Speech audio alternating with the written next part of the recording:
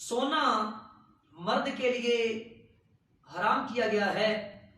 حضرت عبداللہ بن عباس رضی اللہ تعالی عنہما آپ سے مروی حدیث پاک ہے، اور اس حدیث پاک کو امام مسلم رحمۃ اللہ تعالی علیہ نے مسلم شریف میں نقل کیا،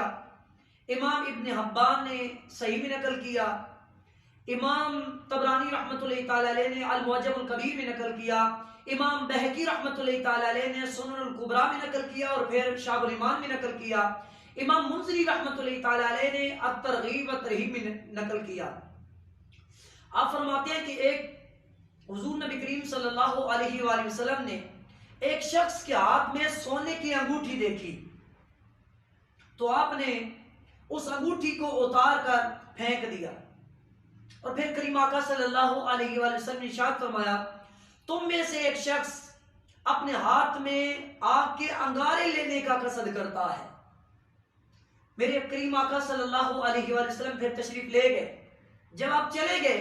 تو صحابی رسول سے کسی نے کہا کہ اس انگوٹھی کو اٹھا لیں اور اٹھا کے بیچ کے اس سے نفع حاصل کریں۔ اس صحابی رسول رضی اللہ تعالی عنہ نے جو جواب دیا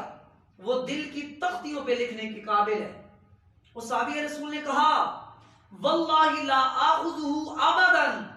وقد طرحہ رسول اللہ صلی اللہ علیہ وآلہ وسلم، فرمایا کہ خدا کی قسم